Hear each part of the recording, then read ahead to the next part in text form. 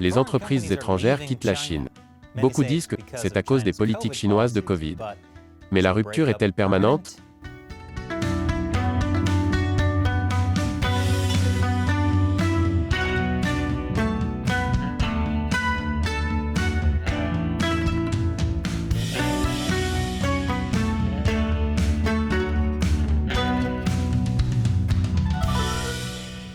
Bienvenue sur Chine non censurée. Je suis Chris Chappell. Les choses vont plutôt mal en Chine. Ce qui, honnêtement, pourrait être le slogan de toute cette chaîne. Nous avons fait un épisode entier sur la philosophie de fuite, qui est essentiellement composée de personnes qui essaient de quitter la Chine à tout prix. Il y a un lien dans la description ci-dessous. Mais il n'y a pas que les citoyens chinois qui veulent quitter la Chine. Les entreprises étrangères s'en vont également. En janvier, une enquête d'UBS auprès de cadres dirigeants a révélé que plus de 90% des personnes interrogées ont déclaré qu'elles étaient en train de transférer leur production hors de Chine ou qu'elles avaient l'intention de le faire. Selon la Chambre de commerce européenne en Chine, 23% des entreprises européennes ont envisagé de transférer leurs investissements hors de Chine. C'était en avril, et c'est le double du chiffre indiqué 2 mois plus tôt. C'est aussi le pourcentage le plus élevé depuis 10 ans. Il semble que personne ne veuille toucher la Chine avec des pincettes. Ce qui, compte tenu de leur politique de zéro Covid, les rend probablement heureux. Ces derniers sont excellents pour la distanciation sociale. Les constructeurs automobiles étrangers et les entreprises technologiques américaines sont parmi les plus récents à avoir déplacé leur chaîne d'approvisionnement hors de Chine. Par exemple, Apple prévoit de transférer une plus grande partie de sa production au Vietnam. Elle y fabrique déjà des iPads et des AirPods, mais bientôt, l'Apple Watch et le MacBook pourraient également y être fabriqués. Je suis sûr que le Vietnam apprécie, car c'est l'une des meilleures choses que les États-Unis aient lâchées dans leur pays. Mais c'est comme comparer des pommes à des oranges. Apple transfère également une partie de la production du nouvel iPhone 14 de la Chine vers l'Inde, même si, pour l'instant, ces usines ne fabriquent que des téléphones destinés au marché indien. Google prévoit de fabriquer davantage de ses produits au Vietnam également. L'entreprise y fabrique certains de ses smartphones Pixel depuis plusieurs années, mais elle envisage d'y transférer une part encore plus importante de sa production chinoise. Bien que Tesla n'ait pas annoncé son retrait de la Chine, l'année dernière, elle a revu à la baisse ses projets d'expansion dans ce pays. Elle aurait décidé de ne pas acheter de terrain qui pourrait être utilisé pour agrandir son usine de Shanghai. Peut-être parce que, tout comme la raison pour laquelle il a renoncé à acheter Twitter, Elon Musk pensait que la Chine était remplie de trop de robots. Honnêtement, j'ai couvert des histoires moins folles que celle-là. Tesla prévoit toutefois d'agrandir son usine au Texas. Et plus tôt cette année, elle a ouvert une nouvelle usine en Allemagne. Tesla a perdu beaucoup d'argent à cause de la crise de la chaîne d'approvisionnement et des travailleurs contraints à la quarantaine. Elle a également été touchée par la sécheresse en Chine et les pénuries d'électricité qui en ont résulté. Ils n'ont manifestement pas regardé Chine non censurée lorsque nous leur avons conseillé de ne pas investir en Chine. Je suppose que nos mèmes ne sont pas assez dégoûtants pour retenir l'attention d'Elon. Le journal japonais Sankei rapporte que Honda envisage également de déplacer sa chaîne d'approvisionnement hors de Chine, en continuant à fabriquer des voitures en Chine pour le marché chinois, mais en déplaçant ailleurs ses voitures destinées à d'autres marchés. Mazda a l'intention de faire quelque chose de similaire. Peut-être parce qu'il n'y avait pas assez de robots en Chine à la convenance du Japon. Même les entreprises non manufacturières se retirent de la Chine. Airbnb a cessé de référencer ses produits en Chine à la fin du mois de juillet. La concurrence acharnée combinée au confinement rendait trop risqué de faire des affaires dans le pays. Ces entreprises avaient des raisons différentes de quitter la Chine, mais il y a une chose qu'elles ont toutes en commun. Je vais vous le dire après la pause. Bon retour. Vous savez, depuis longtemps, je dis que l'Occident devrait se découpler de la Chine. Cela pourrait être l'autre slogan de cette chaîne. La Chine est un régime autoritaire qui utilise l'argent qu'il obtient des investissements étrangers pour saper l'ordre mondial libéral. Mais l'idéologie n'est pas la raison pour laquelle la plupart des entreprises quittent la Chine. C'est à cause des politiques autocratiques du Parti communiste chinois. Surprise, ces politiques rendent les affaires si difficiles et si coûteuses qu'il devient de plus en plus difficile de gagner de l'argent en Chine. Wow! C'est presque comme si le Parti communiste chinois n'était pas compatible avec le capitalisme. Qui aurait pu deviner? Qui n'a pas suivi un cours de sciences sociales de 6e année? Plus récemment, c'est la tentative du parti d'éradiquer le Covid avec sa politique de zéro Covid dynamique qui n'a pas été si dynamique pour les entreprises. Les habitants sont constamment obligés de passer des tests de Covid. Et si même quelques personnes sont testées positives, des villes entières peuvent être confinées. De telles mesures ont lourdement affecté les réseaux de logistique et de transport, puisqu'il y a des restrictions sur la mobilité des personnes et des objets, ce qui signifie des perturbations des chaînes d'approvisionnement partout. Surtout lorsque la Chine bloque une ville comme Shanghai, qui possède le port le plus achalandé du monde. Le plus gros problème est que les chauffeurs ne peuvent pas facilement transporter des marchandises d'une région à l'autre de la Chine. Ils risquent d'être mis en quarantaine lorsqu'ils se déplacent d'une ville à l'autre. Et la pénurie de chauffeurs fait grimper le prix du transport des marchandises, ce qui rend les choses plus coûteuses pour les entreprises. Il y a aussi les restrictions sur les voyages internationaux. Les voyages à destination et en provenance de la Chine ont été extrêmement limités pendant longtemps. La Chine n'a recommencé à laisser entrer les étudiants étrangers et certains titulaires de visas d'affaires que le mois dernier. Selon la Chambre de commerce américaine en Chine, 65% des entreprises interrogées ont vu leurs activités affectées par les restrictions de voyage. La plupart d'entre elles ont déclaré que ces restrictions avaient obligé leur personnel à travailler à distance. Lorsque la Chine laisse entrer des étrangers, ils doivent passer une quarantaine de 7 jours dans un hôtel à leurs propres frais, puis subir un test de dépistage du Covid avant de pouvoir faire des activités quotidiennes, comme aller à l'épicerie. Sérieusement, je ne peux pas imaginer pourquoi les touristes n'affluent pas en Chine. Qui ne voudraient pas dépenser des milliers de dollars et voyager à travers le monde pour passer une semaine dans les toilettes d'un hôtel. Tellement majestueux. J'ai hâte de montrer les photos de voyage à mes amis. Et une quarantaine de 7 jours est le meilleur scénario possible. Un ancien président de la Chambre de commerce américaine en Chine a dit qu'il avait dû rester en quarantaine pendant 43 jours lors d'un voyage à Pékin cette année. Parce qu'il était coincé dans le confinement de Shanghai. Quand il est enfin sorti de Shanghai, il n'avait toujours pas le droit d'aller à Pékin, alors il est rentré aux États-Unis. Bon voyage, j'espère qu'il a apprécié les toilettes de l'hôtel. La Chambre de commerce européenne en Chine a déclaré que 58% de ses membres avaient du mal à attirer des talents, en raison des politiques de restriction des échanges de la Chine. 42% ont déclaré qu'ils avaient du mal à retenir les talents qu'ils avaient déjà. La Chambre de commerce américaine en Chine a déclaré en mai qu'elle se préparait à un exode massif des talents étrangers cet été, avec moins d'employés à l'étranger prêts à accepter des postes ouverts ici en Chine. Je ne vois pas pourquoi le fait d'être enfermé dans son appartement pendant des semaines n'est pas considéré comme un avantage.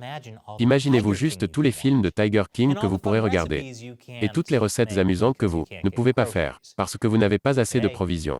Mais, tu ne devras peut-être plus mettre de pantalons. Vous ne pourrez même pas le faire, car vous perdrez tellement de poids que vos pantalons ne vous iront plus. C'est ce que j'appelle des avantages. La cerise sur le gâteau a été la sécheresse et les coupures de courant dont j'ai parlé plus tôt. Bien que cela n'ait été que temporaire, cela montre à quel point l'approvisionnement énergétique de la Chine est fragile, et comment cela a affecté les chaînes d'approvisionnement. Leur approvisionnement en énergie est presque aussi fragile que l'ego de Xi Jinping. Plus on sait que cette photo le blesse, plus on va continuer à la montrer. Ensuite, il y a les tarifs douaniers américains sur les produits chinois. Trump les a mis en place lorsqu'il était en fonction et le président Biden les maintient, du moins pour l'instant. Selon certaines rumeurs, M. Biden souhaiterait les supprimer pour réduire l'inflation, mais cela ne s'est pas produit jusqu'à présent. Les droits de douane sont un gros problème pour les entreprises multinationales. Et c'est en grande partie à cause qu'un certain nombre d'entreprises ont commencé à délocaliser au moins une partie de leur production hors de Chine il y a quelques années. Parmi elles, des marques comme Puma, Steve Madden, Under Armour, GoPro, HP, Dell et LG Electronics. Le vice-président de la Chambre de commerce européenne en Chine a déclaré : « La seule chose prévisible à propos de la Chine aujourd'hui est son imprévisibilité, et c'est un poison pour l'environnement des affaires. La Chine est également un poison pour l'environnement, réel. Mais c'est un autre sujet. Tout cela s'ajoute au vol de propriété intellectuelle, aux attaques politiques contre les entreprises étrangères et aux réglementations arbitraires. Je ne vois pas beaucoup d'avantages à faire des affaires en Chine. Mais beaucoup d'entreprises étrangères restent sur place. Mais pourquoi, me direz-vous? Je vais vous le dire, juste après la pause. Bienvenue à nouveau. Même si les affaires en Chine sont mises à mal par les fermetures d'usines, les pénuries d'électricité, les tarifs douaniers et les restrictions de voyage, de nombreuses entreprises ne bougent pas. C'est en partie dû à l'inertie. Le transfert des activités hors de Chine est un processus extrêmement difficile et complexe.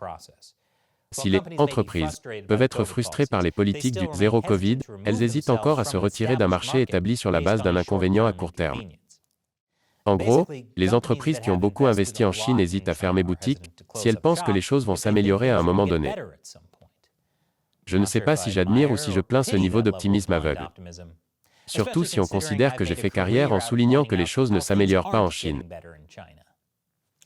La Chambre de commerce américaine en Chine a déclaré que 41% des entreprises américaines interrogées réduiraient leurs activités en Chine si les restrictions de la politique zéro Covid se poursuivaient une année de plus. Et à en juger par le pouvoir qu'il confère au Parti communiste chinois, je suppose que la politique zéro Covid n'est pas prête de disparaître. Nombreux sont ceux qui pensent que ces restrictions pourraient disparaître d'ici la fin de l'année.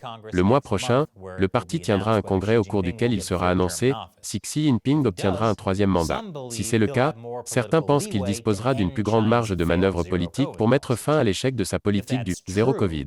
Si c'est vrai, cela pourrait redonner un peu de bonne volonté pour rester en Chine. Mais qu'en est-il des nombreux autres problèmes auxquels la Chine est confrontée ? Déjà, les restrictions de voyage commencent à s'assouplir pour certains détenteurs de visas d'affaires en Chine. Et les temps de quarantaine ont été réduits de 14 à 7 jours pour les voyageurs étrangers. Oh là là, je sais ce que je veux faire pour mes prochaines vacances en famille. Mais même si la Chine apprend à vivre avec le Covid comme le reste du monde l'a fait, il y a encore beaucoup de risques à l'horizon. L'économie chinoise est sur la corde raide. Il y a une bulle immobilière plus grosse que le slogan de cette chaîne et qui est maintenue par du ruban adhésif.